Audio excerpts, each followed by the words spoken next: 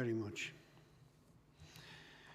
Well, welcome to the County Planning Committee taking place on today, Tuesday, the 1st of November 2022. I'm George Richardson and I'm chairing today's meeting. As I happen to mention, this meeting is being broadcast live through YouTube. I've just asked you about switching off your phones, etc.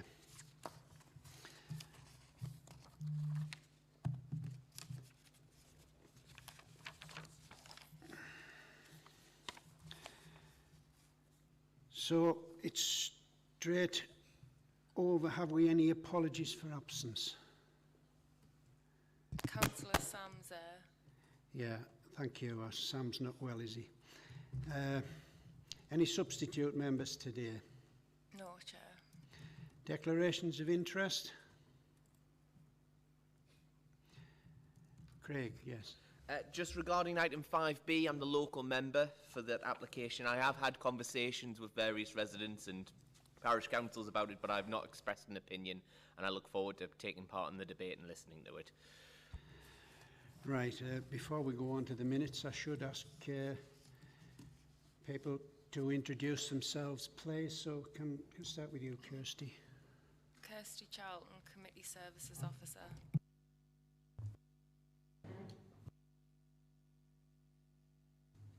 Neil Carter, I'm the solicitor to the committee.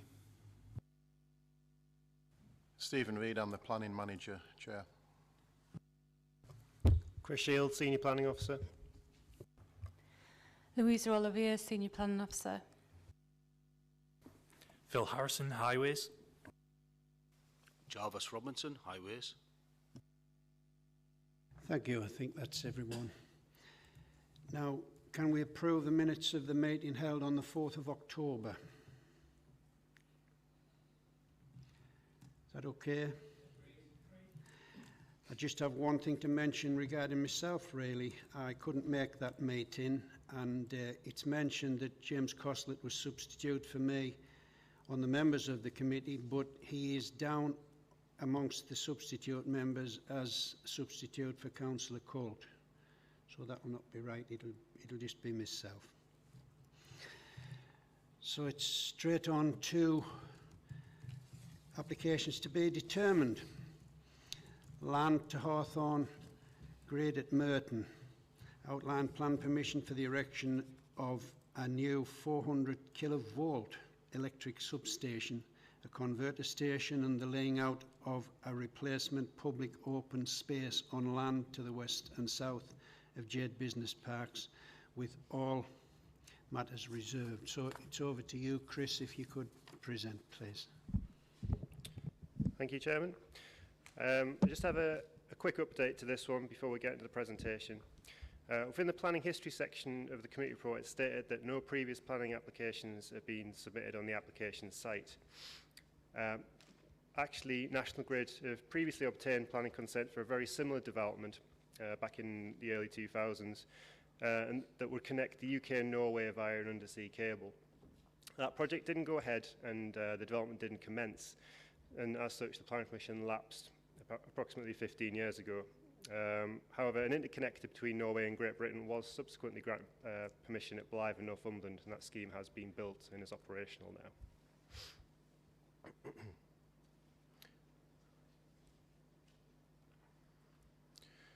So before we get into looking at the application we're going to see now, let's have a quick overview of the development, because it is a very large scheme. And the proposed development forms part of the Scotland England Green Link 1 scheme, or SEGL1. This is a project to provide an electrical connection from Scotland to England via an undersea high voltage cable, which makes landfall at Torness in Scotland and at Seaham in England. The English onshore scheme includes the cable landfall at Seaham, 10 kilometres of new underground cable and a new substation, converter station at the former Hawthorne Colliery. Within the English onshore scheme, the elements requiring planning permission are the converter station, substation and the proposed mitigation public open space.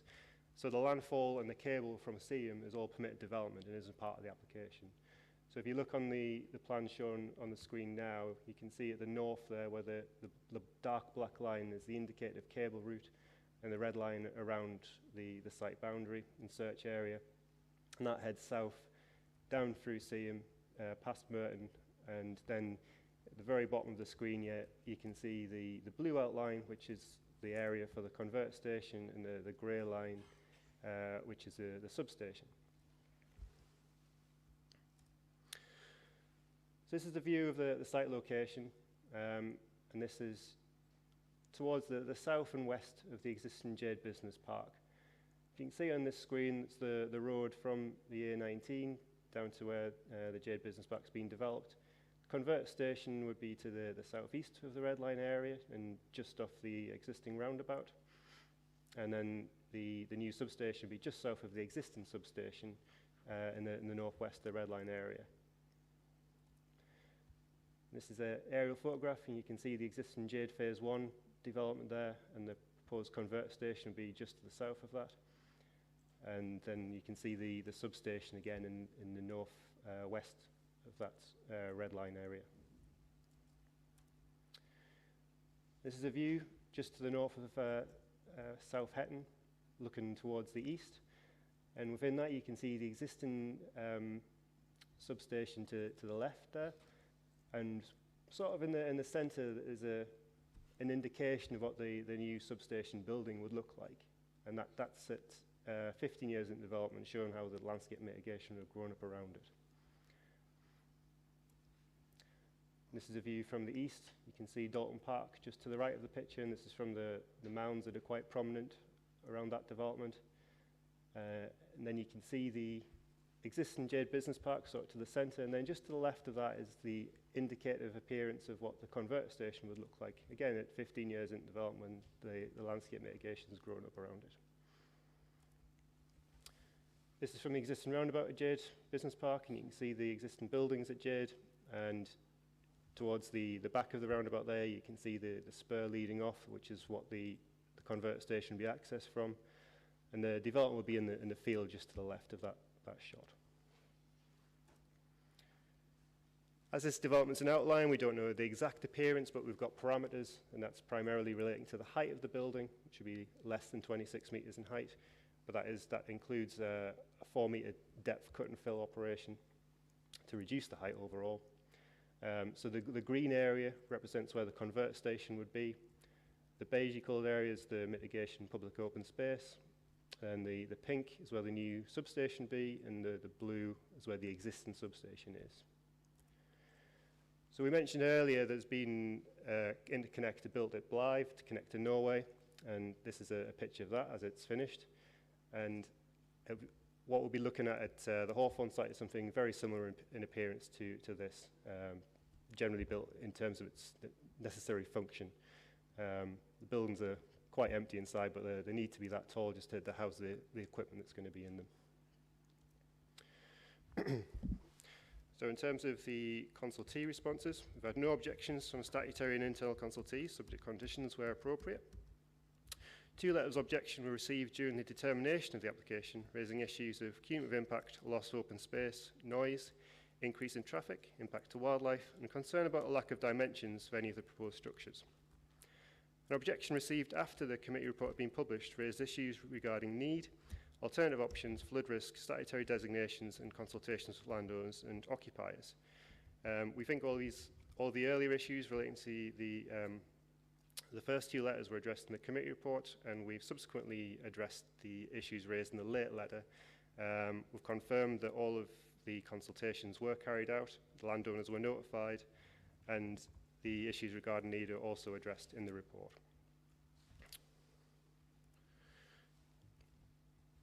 In summary, the proposed development would comprise an essential part of the SEGL1 project, which is a major reinforcement to the national electricity transmission system between England and Scotland.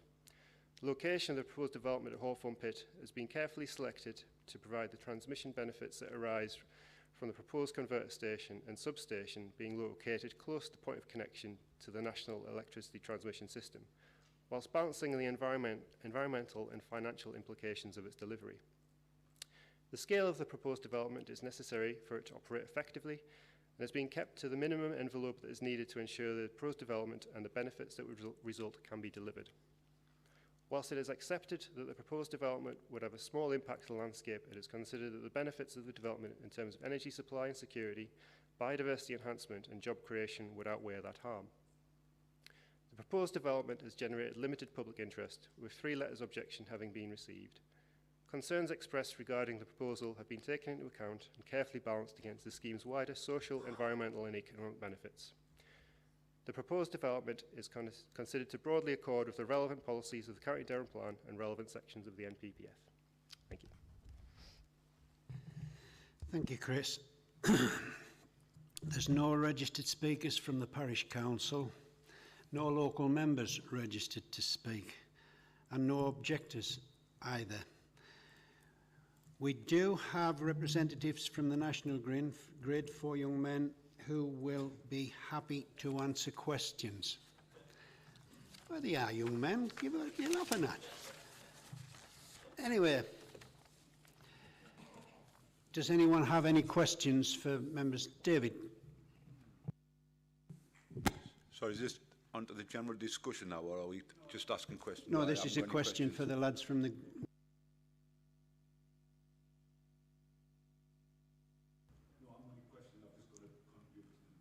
All right. Has anyone else got a question for the National Grid? Patricia?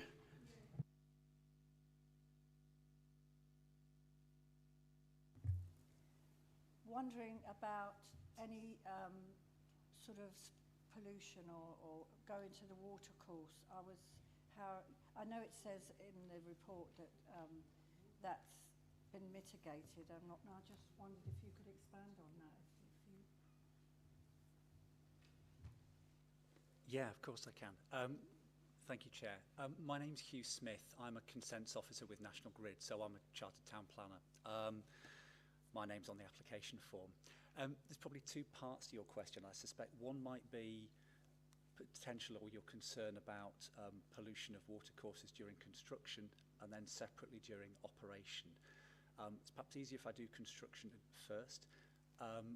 We don't consider that there will be pollution to watercourses during construction. There'll be a series of conditions attached to a planning permission should you grant it. We take environmental management of our property and the places that we work in very seriously, and there will be an environmental management plan and regular weekly and daily checks and walks to make sure that the mitigation that's proposed and approved is working and is there on a daily basis. So the kind of thing where you prepare overnight for storms coming in, you're looking at water movement, you're making sure that things that are stored like oil, well not oil, but sort of things that you use are bundled properly and are checked and made sure that everything is watertight, literally. I think a big one is to do with siltation. It's to do with construction site. I think you recognise that in the winter and the wet they can get muddy, and it's making sure that mud is kept off the roads and that siltation of water courses is avoided by making sure that they're appropriately filtered and filtration is in place. So obviously that will be monitored all the time then, won't it? Absolutely, absolutely. And you know, you and your officers are very welcome, should you grant planning permission, to come out and have a look at what we're doing at any given point. During operation, it's actually a very sort of quiet, almost sterile site. Nothing goes on outside. It's about the functioning of the electrical equipment, which is predominantly indoors and underground, so there's no moving parts as such, or the potential to cause pollution. You're welcome. Thank you, Chair. Thank you for that answer, Hugh. And can you switch your mic off, Patricia, please? Just a moment, Pete. Neil wants a word before we carry on. Thank you, Chair. Yes, it was just to raise that Councillor McKeon's come in slightly late, and I just wanted to ask her whether she felt she had sufficient information to take part in the decision, or whether she was refraining from doing that. She has missed some of the officer's presentation. Hello, Chair. I believe that the presentation was a reflection of the report that was circulated to me before the meeting, and as such I feel as though I do have the ability to make a decision. Thank you, Maura. We're always happy to see you here. Peter, is this a question for the... It is, Chair, yeah.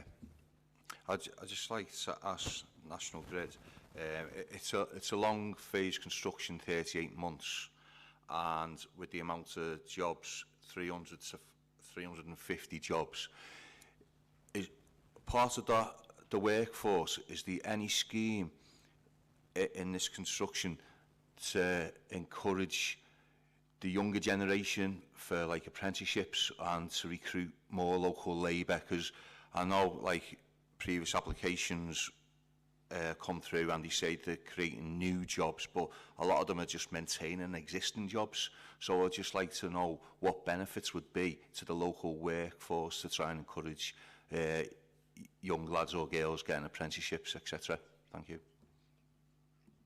Yeah, good morning. My name is Graham Law. I'm one of the National Grid project managers. So to answer your question, National Grid recruits regularly local people for the workforce. So you can imagine, and that's via apprenticeships and the graduate scheme. So you can imagine with the converter station, there will be a smallish core of people, and we will need to recruit those people and train them up. And the best thing for that is from the local workforce, as we have always done. Thank you. Chair, with your approval, I can just pick up on that. Again, there's two probably elements to that. There's the construction phase and the operational phase. And what Graham's talked about is the operational phase. So that sort of legacy jobs and training and workforce as part of our sort of workforce in the sub-region that we have anyway. During construction, you appreciate that these are sort of temporary jobs that pick up as they always do. So some of the work that we'll be doing will be highly specialised contractors that do very specialist stuff around the world.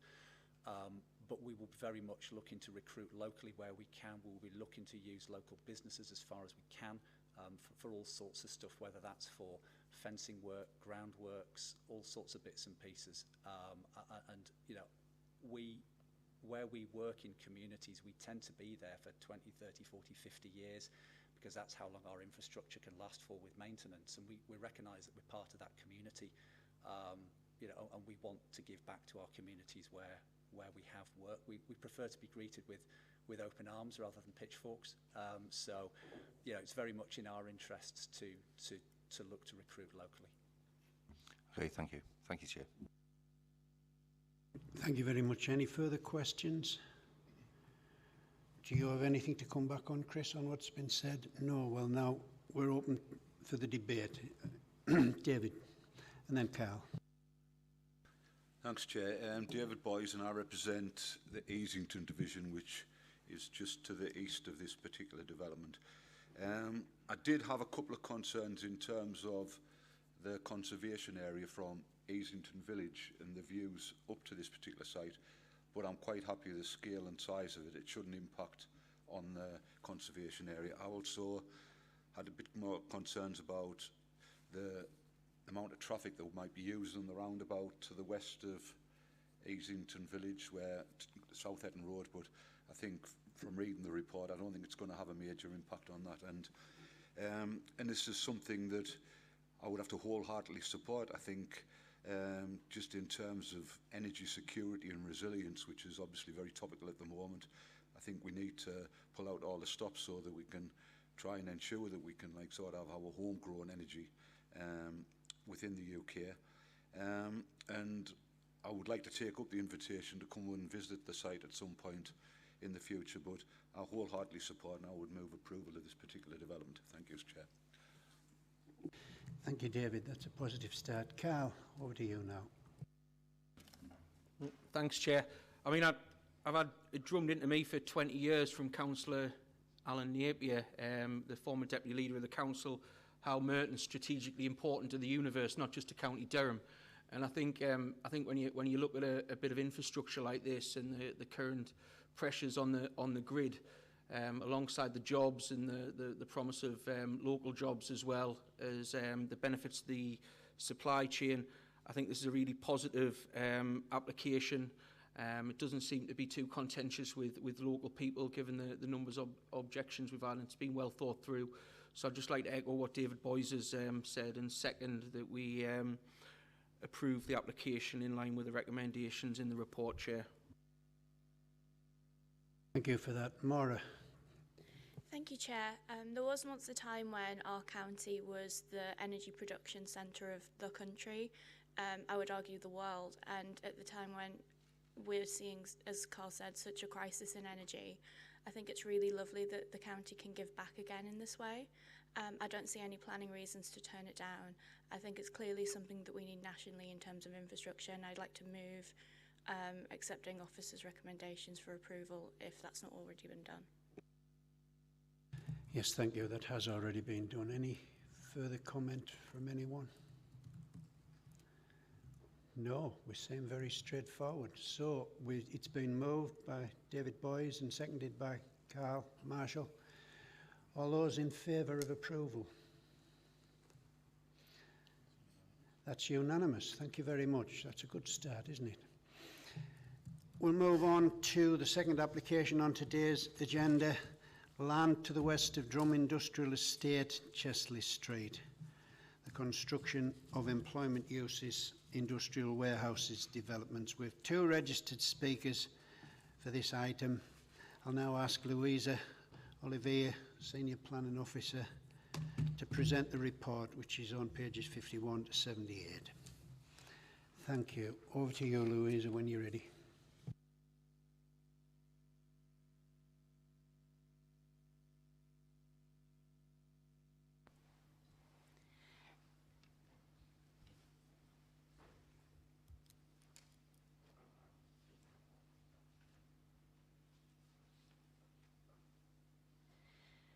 Thank you, Chair, and good morning, everyone.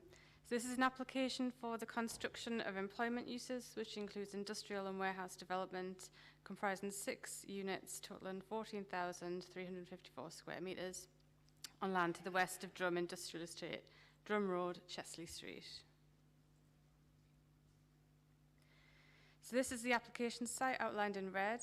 As you can see, it's within the west of the Drum Industrial Estate, and it's surrounded by large industrial units to the north and east and a group of smaller industrial units to the south.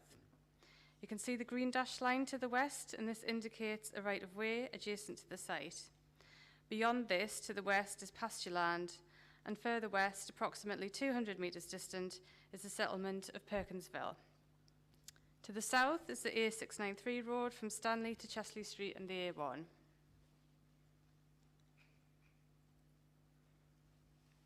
So we have here an aerial photograph of the site. You may be able to make out some remnants of earth moving and remodelling of the site following its former quarry use. As you can see, the site's now covered in semi-improved neutral grassland, a new habitat forming over bare land. To the south, you can see areas of a landscape bund that screens the industrial estate from the A693. And to the west, there's also a tree belt adjacent to the Perkinsville dwellings. We have some photographs of the site here. So the first shows the site in the context of the surrounding units to the north and the east. And the other two photographs show the semi-natural grassland, open mosaic and shrub habitat on the site. And there's also some evidence of litter, unfortunately.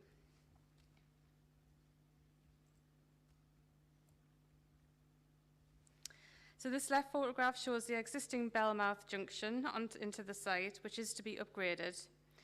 And the other two photographs on the right show the different levels within the site, which will be cut and filled to form 2 plateaus.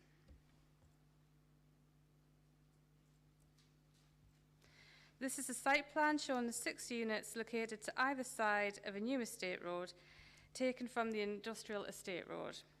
Each unit has its own car parking, including EV, accessible and cycle parking, servicing and landscaped areas. Traffic will access via the A693 roundabout. We've got structural planting proposed along the western boundary, and that's to screen any fencing and the buildings over time. Around the units and parking areas, planting proposals include hedgerow, trees and grass planting.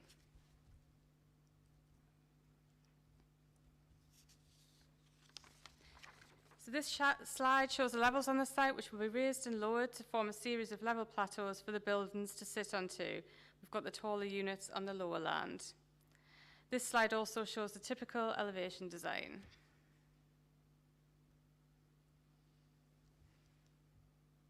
So in respect of elevations, these 3D impressions provide a useful visualisation of the units. You can see the units have glazing features to ensure legible entrances to the individual buildings, and the location of these areas on each building gives animation to the main vehicular route through the site. The units will incorporate grey, white and dark blue cladding for visual interest and to break up the overall mass of each building. So turning to consultee responses and representations. Spatial Policy have advised that as the site is allocated under Policy 2 for employment uses, the proposed use is considered acceptable in principle. Business Durham fully support the proposal. National Highways and the Highways Authority have no objection.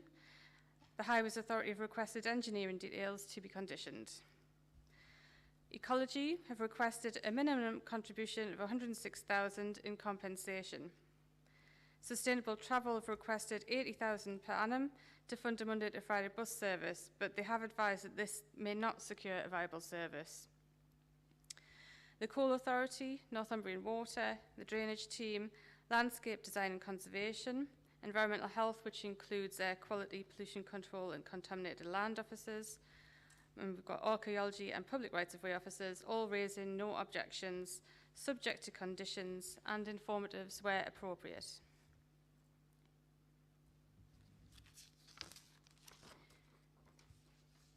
In terms of further representations, Pelton Parish Council have objected, raising concerns over the proximity to dwellings and potential noise and pollution.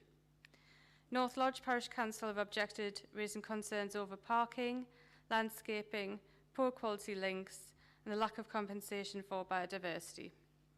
We've had 3 representations from the public, and their concerns relate to proximity to dwellings, the impacts of the green belt, noise and light pollution, lack of landscaping detail, lack of consultation, and the poor design of units on the estate generally.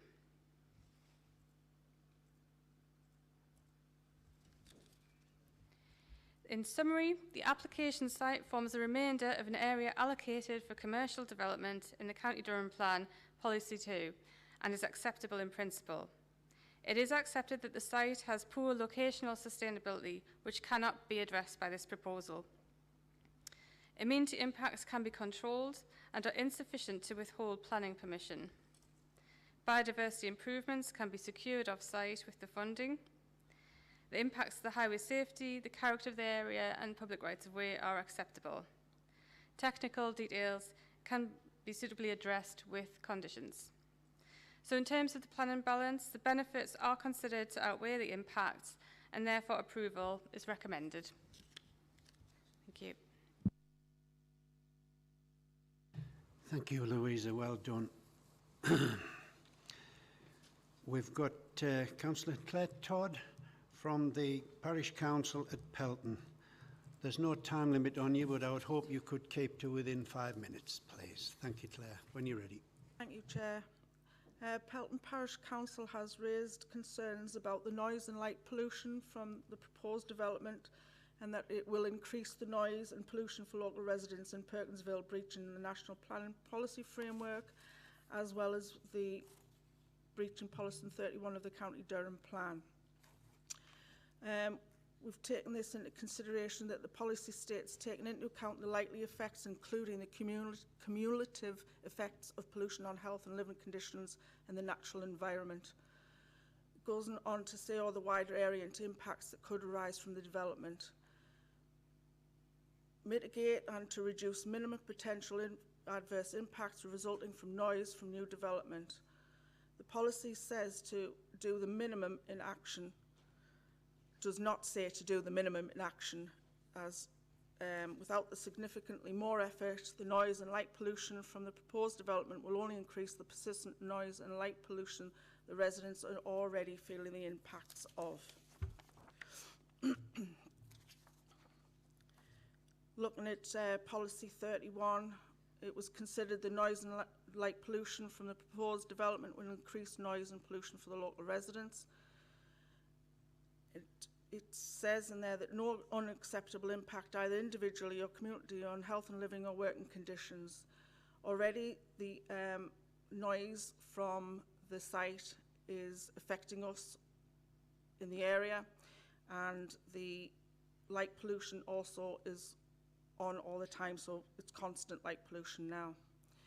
The management plan from Parkway states at point 14 that the construction site is not near residential buildings, and the 200 metres between the west boundary to the Perkinsville estate does not actually consider that the edge of that boundary doesn't prevent the bushes and hedging that's already there, doesn't prevent any light getting over into the housing or the noise affecting the housing estate there as well. And these are the areas that we consider most affected by that western boundary of the estate, are more elevated than the trees and the boundaries, which is not reflected in the pictures that were shown earlier. While this impact over a period will be worse for some more than others in the Perkinsville area, we consider that doing the minimum within the management plan does not prevent or resolve these impacts to the humidity and pollution to residents in Perkinsville, and also the noise from further noise from more traffic and vehicles in that area. The Parish Council recommends the Planning Committee review these material planning considerations and concerns of the planning applications on the effect of the local area. And that didn't take 5 minutes. Thank you, Claire. Well done, and thank you for coming along to speak on behalf of the Parish Council. Now, before we continue, Louisa just needs to add a couple of things, I think.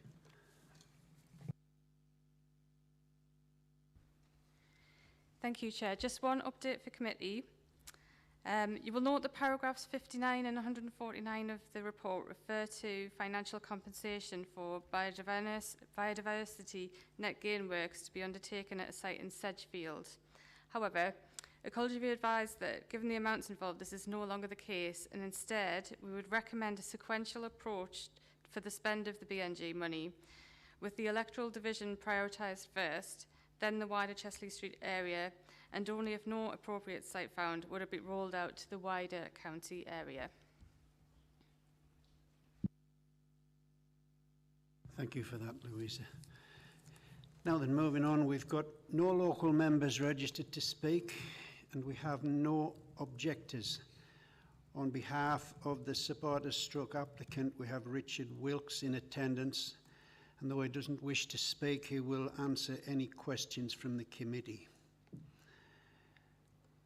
So it's any questions for... Sorry, Chair.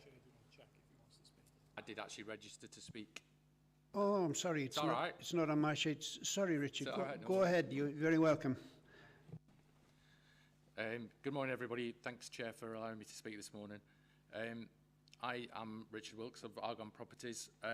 We're a northeast-based commercial property developer and one of the joint venture partners of Arbuck Drum Limited, which is the applicant of this application. I have personally been involved trying to bring forward this development for nearly 6 years.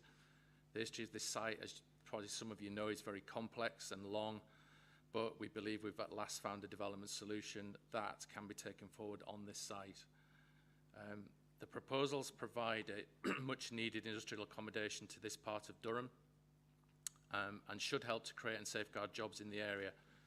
The units should also help to stimulate further investment and revenue from which County Durham will benefit. The site is located within the established Durham Industrial Estate and indeed represents probably the last remaining piece of the jigsaw to completing the development of this area, following road and other infrastructure which was completed as far back as the late 1990s. Both ourselves and our professional team have been working very hard with the Council's officers to demonstrate our ability to deal with all the challenges of the site. These challenges have included ecology, landscaping, public transport, noise, air quality, light and drainage.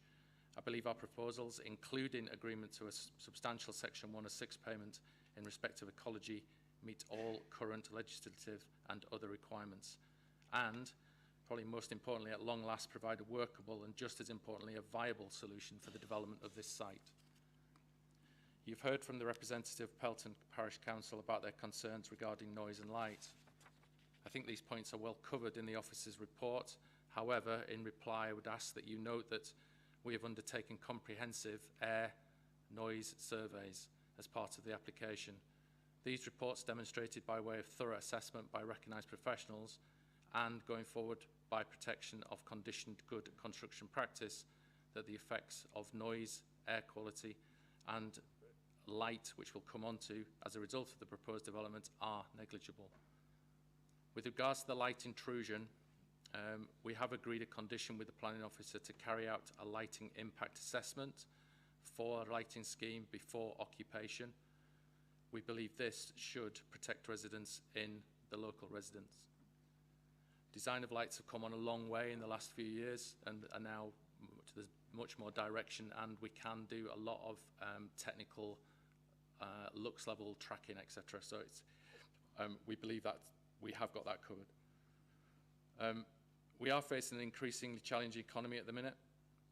If members are minded to follow the recommendations of their officers to grant this consent, then I believe this site provides at the very least the potential to provide construction jobs and subsequently long-term safeguarding and creation of jobs, and at long last the development of a long-term vacant brownfield development site.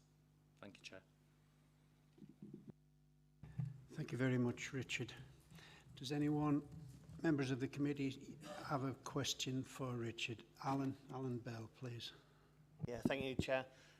Just on the, Richard, on the why is it taking 6 years to come to get it into committee?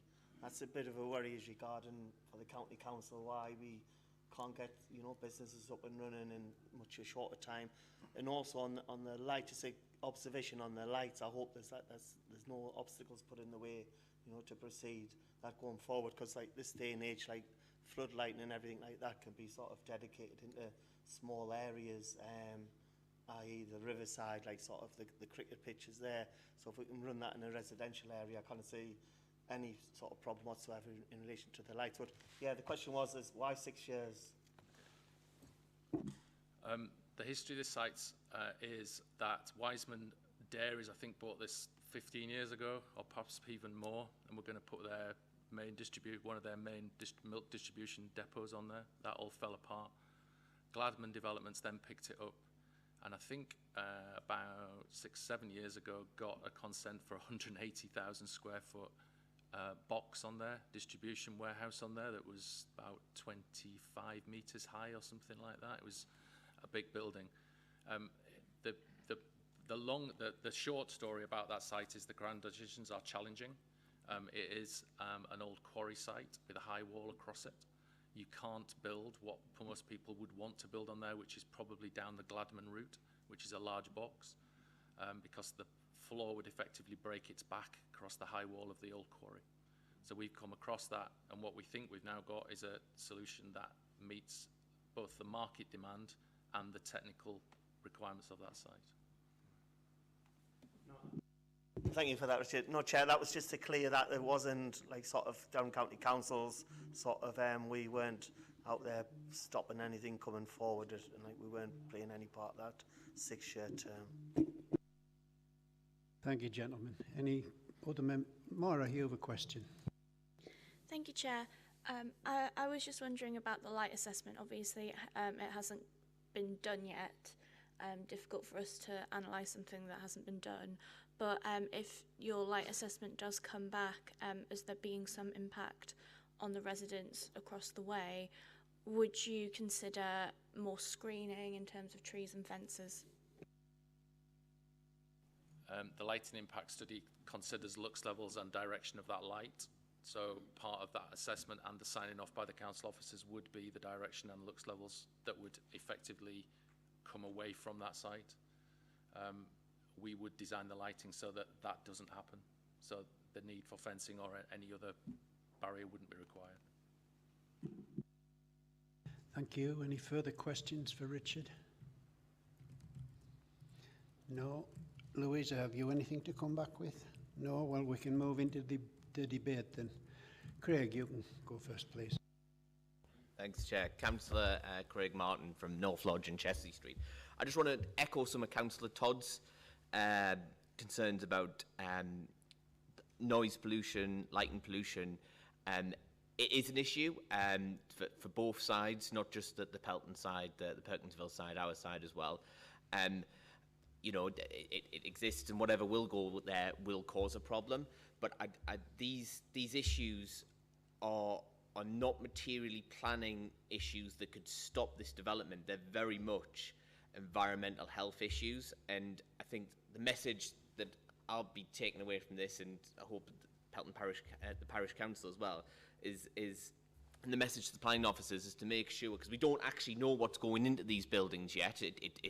They are just industrial units that are unoccupied, that they hope to get someone to come along, is that environmental health need to be on the ball with this, in there as soon as possible, as soon as we know what's going in there, to mitigate and control any sound, any lighting issues that can happen, because we need to face facts that there are issues going on there.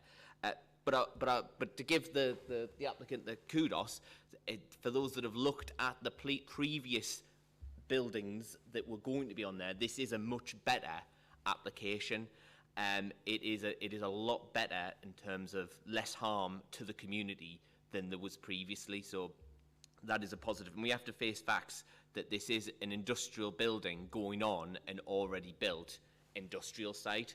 And it's part of the County Durham plan. So it is very difficult to say no to this application. You know, effectively this is a vote against jobs in an area where there is not enough industrial space to fill the need for industrial warehousing.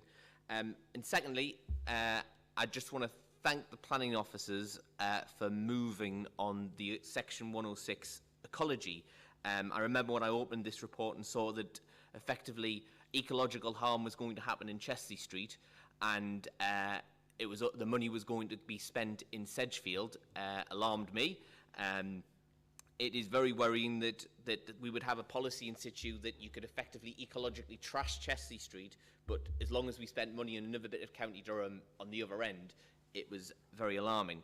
But and I welcome the fact that they've moved it so that they'll try to get it done in Chesley Street and in the neighbouring area, and hope to do it. But Chair, to me that isn't quite good enough, and I'd like to move an amendment that the ecological Section 106 money has to be spent within the Chesley Street area.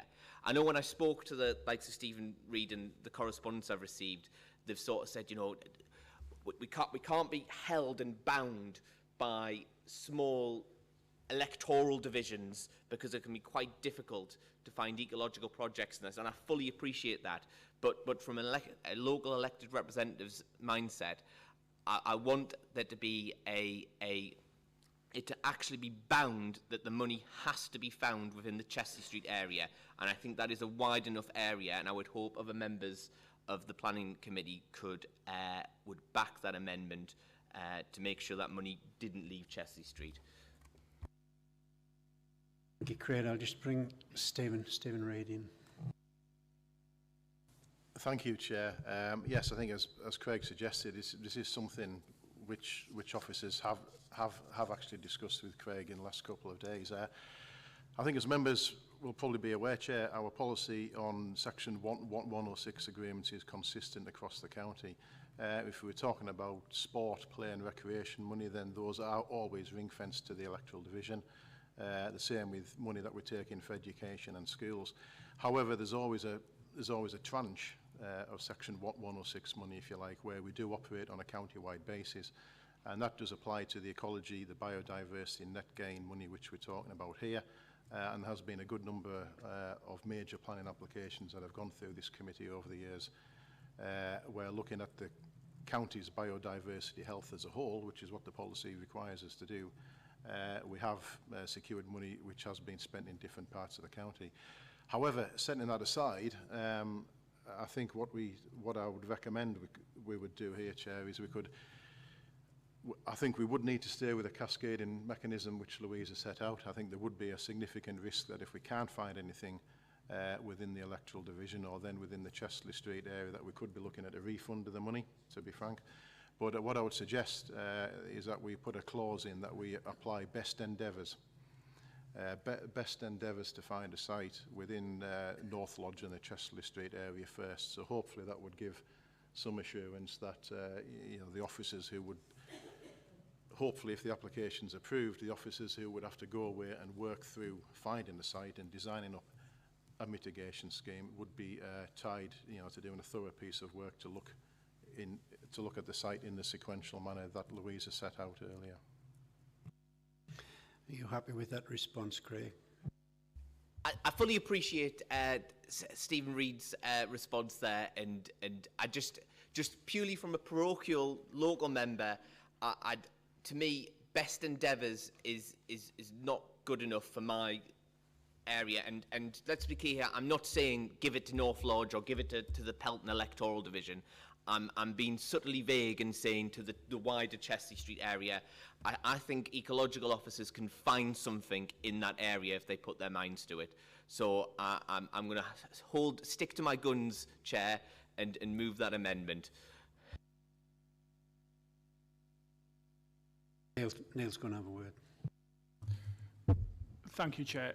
I mean, just to echo what Stephen Reid said, I think the difficulty is that as officers, we don't want to be too constrained in terms of where that money's to be spent, because we've got some doubts, frankly, about whether it's going to be possible to identify a site for that money to be expended within the Chesley Street area.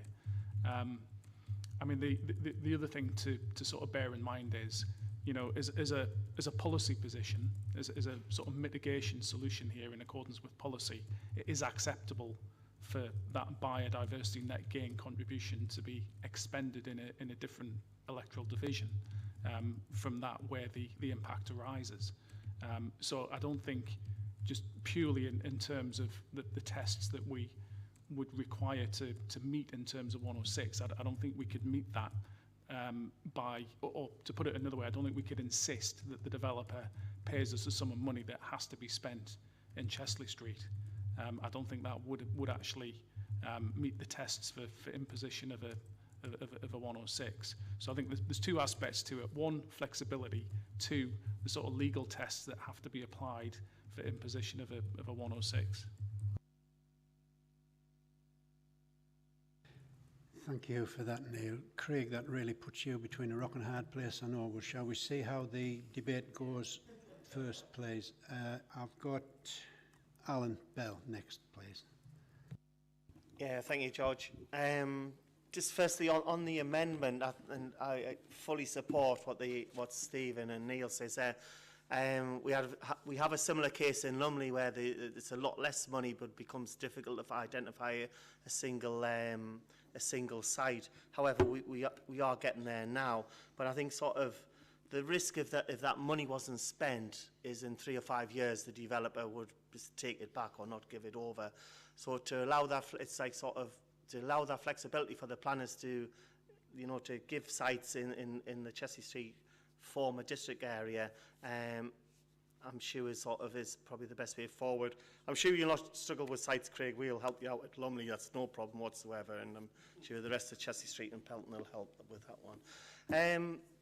Going over onto the application itself, it's in the Durham plan. It's an identified site, so the starting point for this is, you know, is actually would be being part of the plan. It's bringing jobs into the area. And which is, so for me, it's a no-brainer. Chesley Street's always been a commuting town, so to see further, you know, employment sites created in a sustainable location, it's walking distance for Chesley Street, for the north of Chesley Street in particular, for Pelton, for Euston, for Perkinsville. In relation to, and I fully understand the parish council's objection, I think the lights that can be addressed, no problem whatsoever. The noise issue, after we get past the construction stage, these buildings are sort of so well insulated, if you're walking past you can't hear noises inside. So I think after construction, any noise issues, that'll be addressed as well. So for them reasons, I fully support and move the officer's recommendation. And also a big thank you to the case officer Louisa for bringing this, obviously from hearing from the applicant. It's been a complicated application and just so well done to get it here and, you know, in this form. I think it's a brilliant application. Thank you, Alan. Very constructive.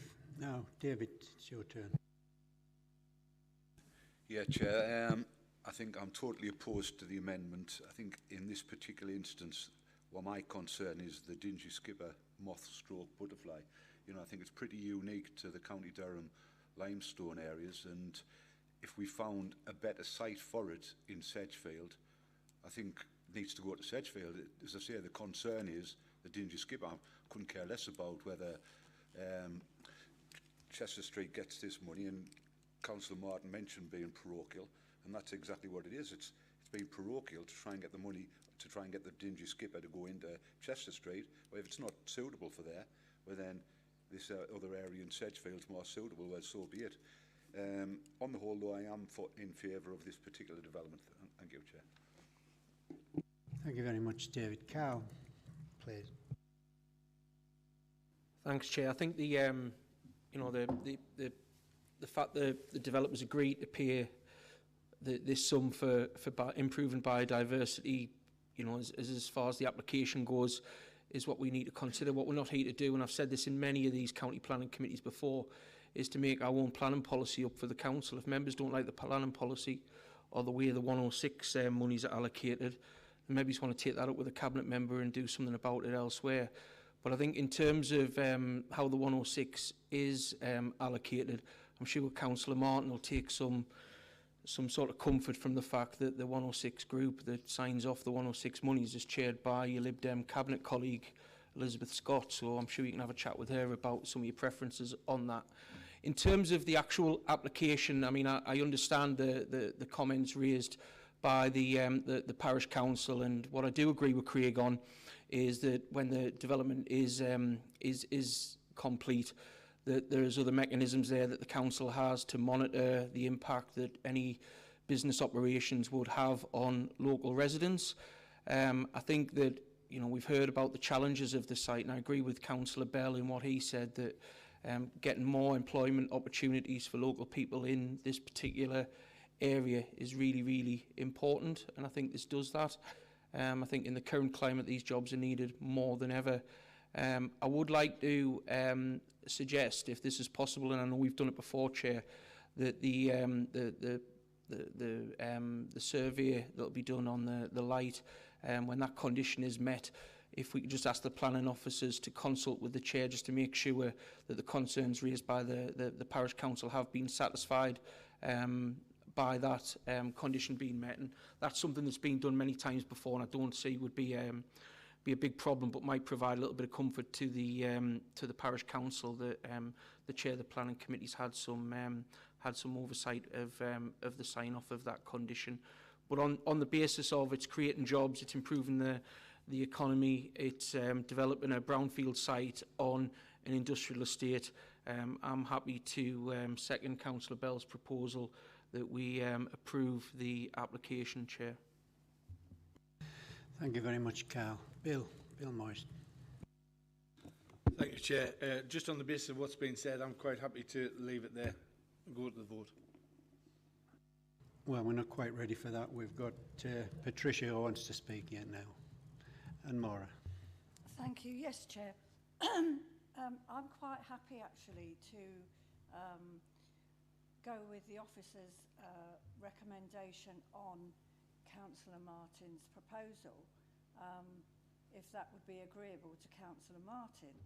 I don't think that we should be carpeted for being parochial and wanting the best for our ward. I think that was a bit much, but never mind.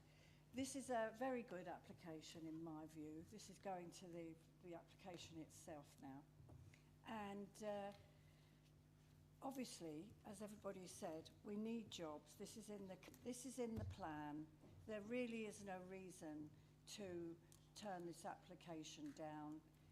And jobs in this area are really needed, and that goes through the whole of County Durham. We need employment.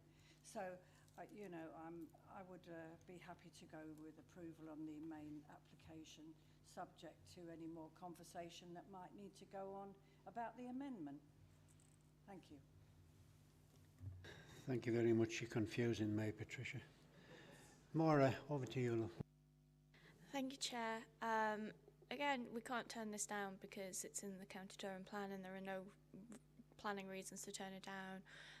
As Councillor Marshall said before, There are some elements of this that haven't fully been decided yet, as I alluded to earlier. It would be great if, having read that there's been, from residents' perspectives, very little engagement from the site in general during all of the planning phases, it would be great if we could get an assurance that there could be some kind of small informal working group set up, or some kind of way of communicating more closely with residents about particularly the light plans, so that people's minds are put at ease. I think that would be quite useful.